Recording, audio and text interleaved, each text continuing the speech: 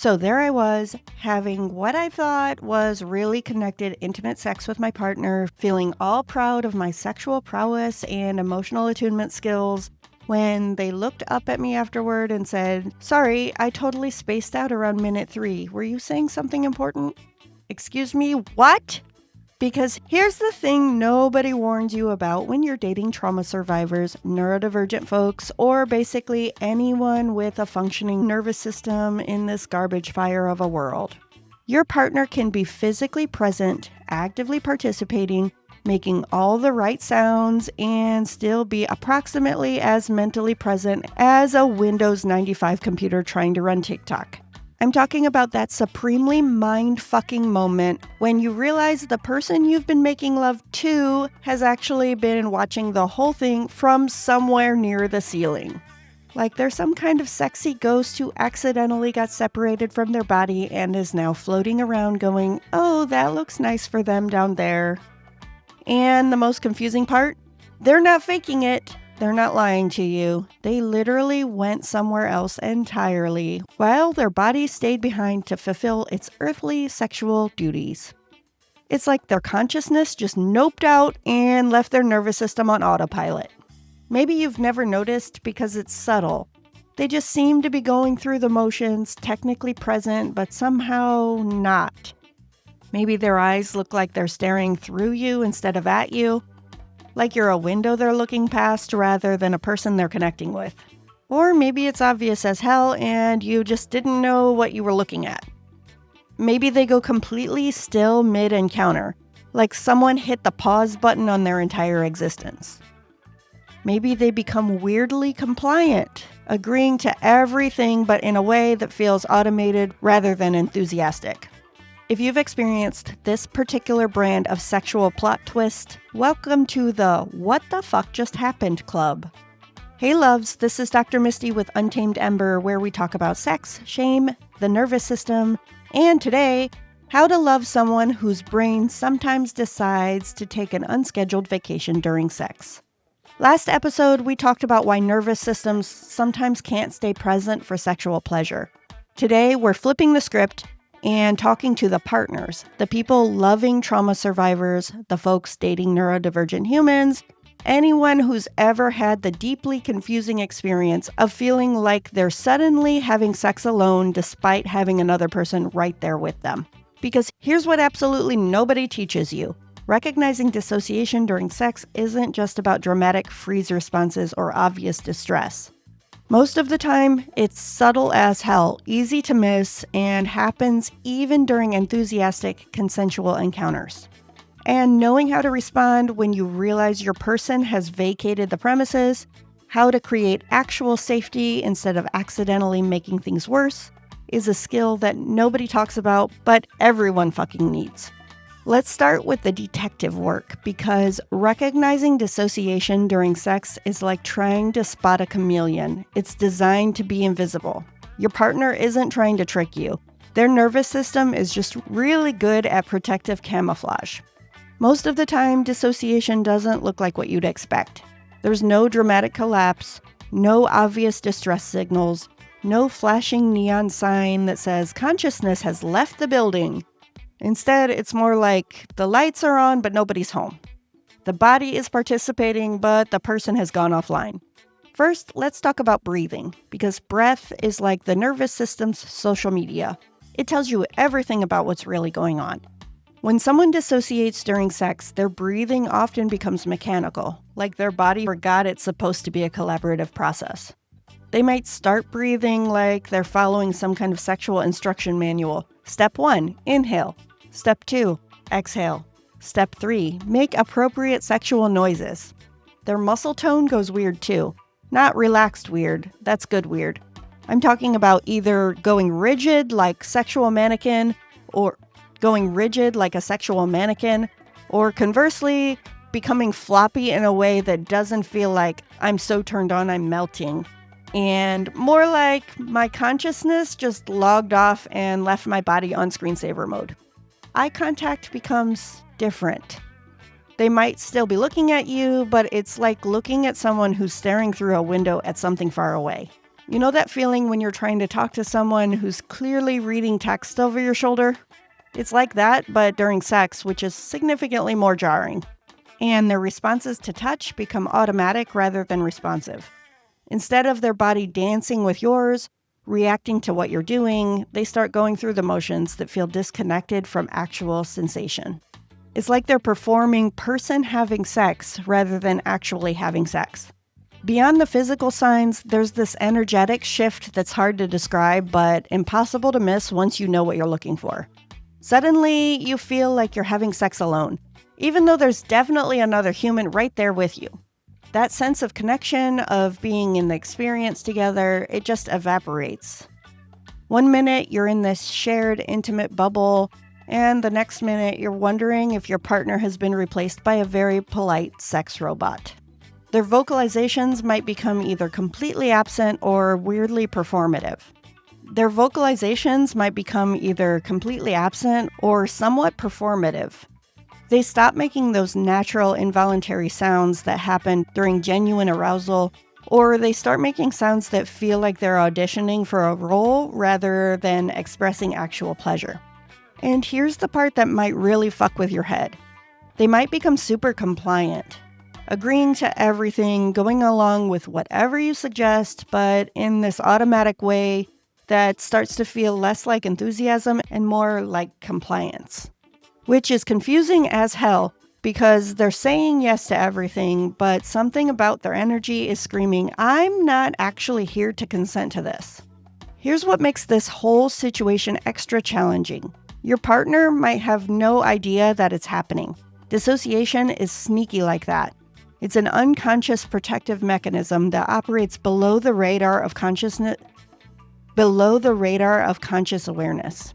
You might finish having sex and think something felt off, and when you mention it, your partner is genuinely surprised. They might not remember feeling disconnected at all. This isn't gaslighting or lying. Their brain literally filed that experience under handled by autopilot, no conscious participation required. This is why trusting your gut as a partner is so crucial. If you have that feeling that they weren't really with you, even if they can't confirm it, that intuition is usually spot on. Your nervous system is picking up on something their conscious mind missed. Now, let's talk about all the ways well-meaning partners accidentally make dissociation worse. Because good intentions plus lack of information equals some spectacularly unhelpful responses. The biggest mistake is pretending you don't notice and just continuing with whatever sexual activity is happening. I get it.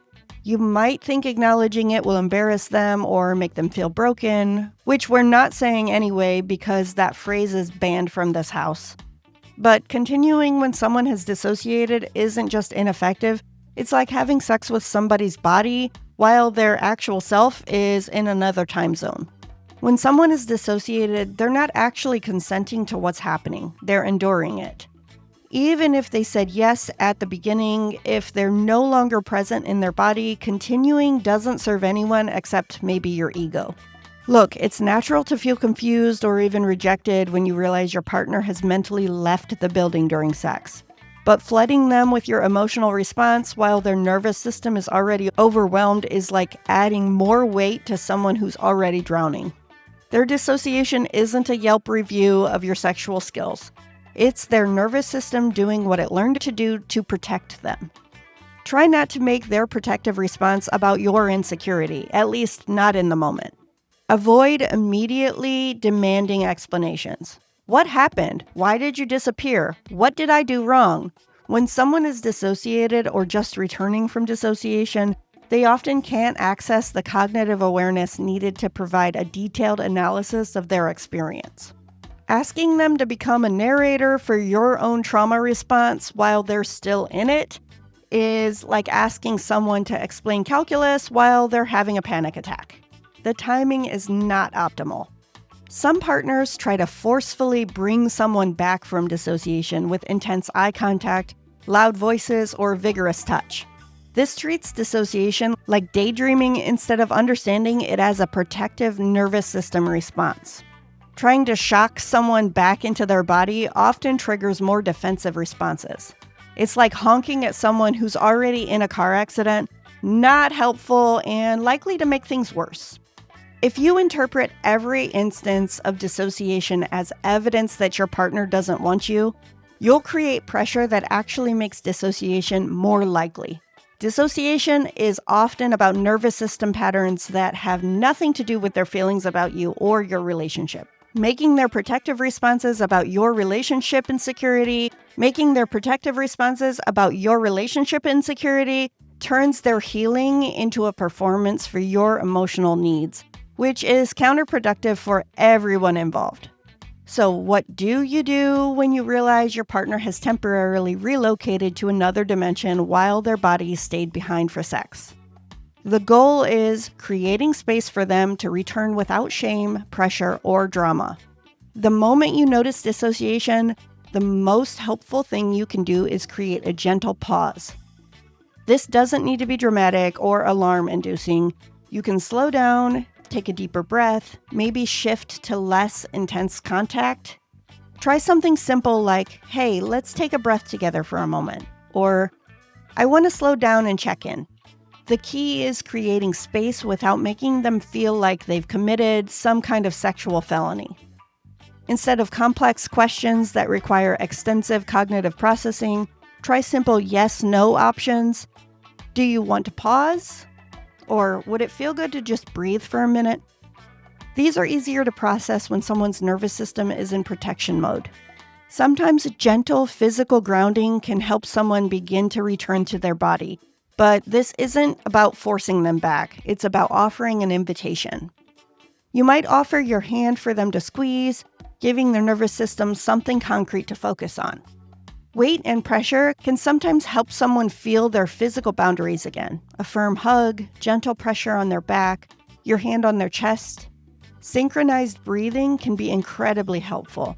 You might place your hand somewhere they can feel it and breathe slowly and deeply, letting your regulated nervous system help guide theirs back online. But always ask before offering touch when someone is dissociated. What feels grounding to one person might feel overwhelming or invasive to another. The most important thing you can offer is reassurance that they're safe and there's no pressure to perform, explain, or fix anything. You might say, "You're safe. We don't need to do anything right now. There's no rush. Take whatever time you need. I'm here for you. Nothing needs to happen."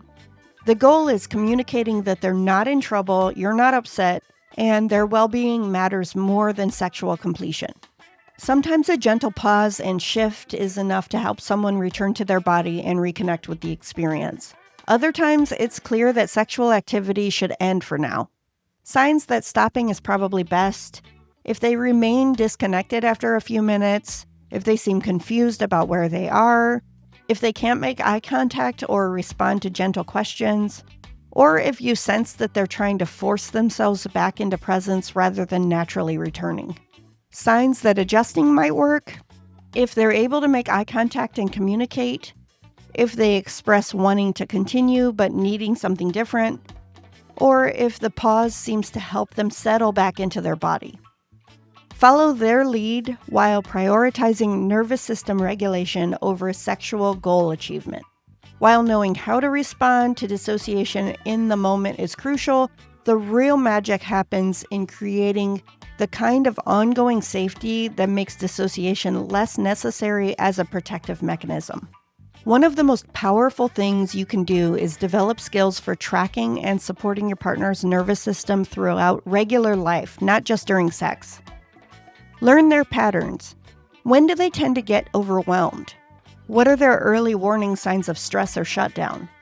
How do they naturally regulate? Do they need movement, quiet, physical contact, space? Practice micro-attunements throughout the day. Notice when they seem stressed and offer support. Recognize when they're overwhelmed and suggest that they take space.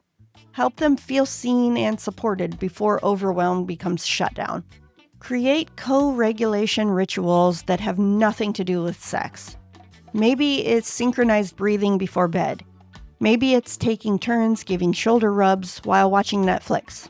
Maybe it's sitting together in silence.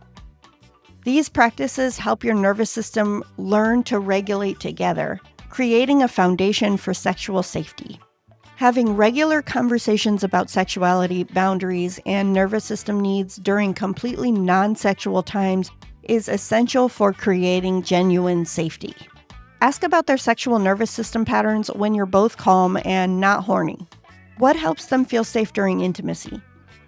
What are early warning signs that they're getting overwhelmed? What would they want you to do if you notice them dissociating? Explore their arousal and comfort patterns together. Maybe they need more time to warm up. Maybe certain positions or activities are more likely to trigger overwhelm. Maybe they need more verbal check-ins, or conversely, less talking during intimate moments. Discuss aftercare needs specifically. What helps them feel safe and connected after sex? Do they need to be held, or do they need space? Do they need verbal reassurance, or is a quiet presence better? For many trauma survivors and neurodivergent folks, unpredictability itself can trigger dissociation. Creating more predictability around sexual intimacy can significantly reduce nervous system activation. This might mean having conversations about timing. Are there certain times of day when they feel more available for intimacy? Are there life stressors that make sexual connection feel overwhelming? It might mean discussing pacing and initiation. How do they like sexual encounters to begin? Do they need more time to transition from daily life into sexual connection? How can you communicate desire without creating pressure? Consider creating explicit agreements about pausing or stopping. Having clear permission to pause or stop sexual activity without it meaning rejection or relationship failure can actually make it easier for someone to stay present because they know that they have an exit strategy if needed. Let me tell you a story about Jamie and Sarah, because their story illustrates how partners can learn to work with dissociation rather than around it. Jamie and Sarah had been together for about a year when Sarah started mentioning feeling spacey during sex. Jamie initially didn't think much of it, and everyone zones out sometimes, right? But then Jamie started noticing patterns. Sarah would become very still and quiet during intimate moments, but not in a relaxed way. More like they'd been replaced by a very polite sex android.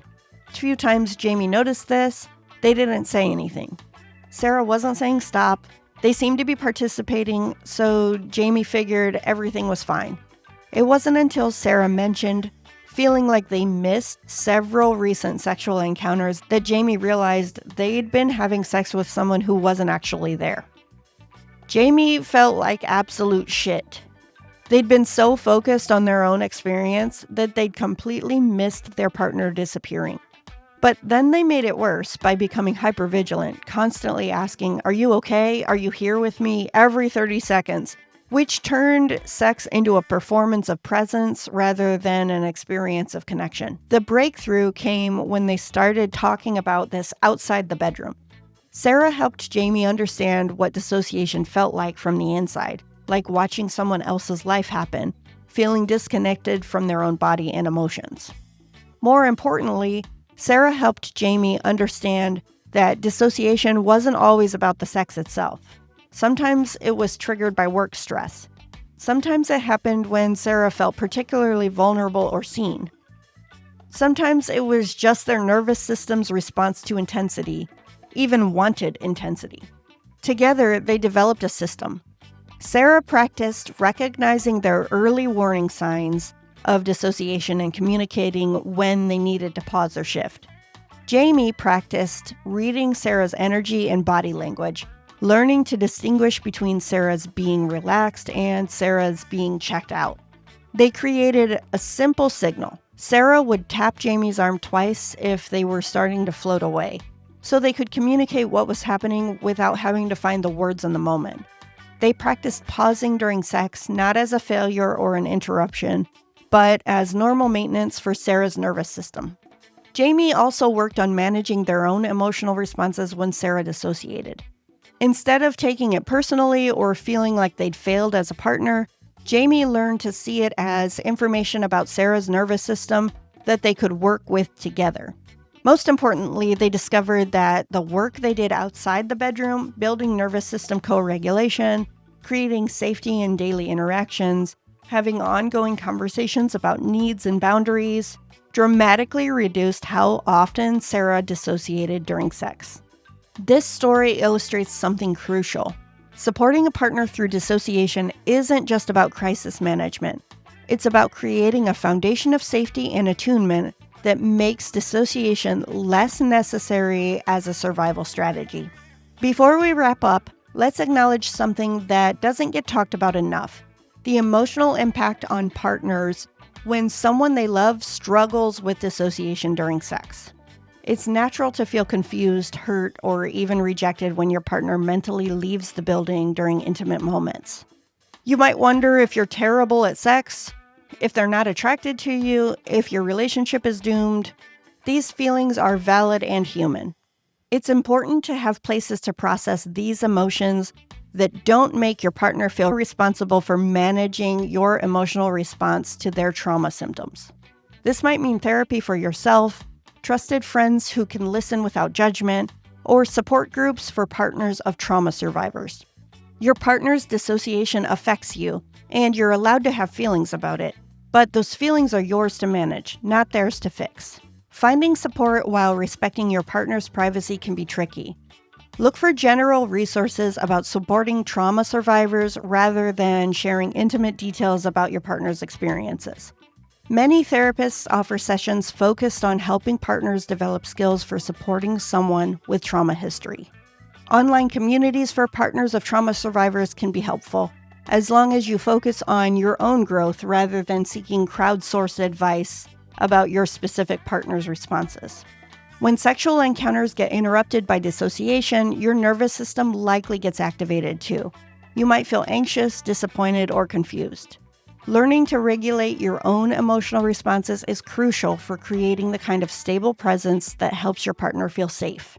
This might mean developing your own practices for returning to calm after sexual interruptions. Maybe it's breathing techniques, maybe it's physical movement, maybe it's reminding yourself that pausing sex isn't failure, it's prioritizing well-being. As we wrap up today's exploration of supporting partners through sexual dissociation, here's what I want you to remember.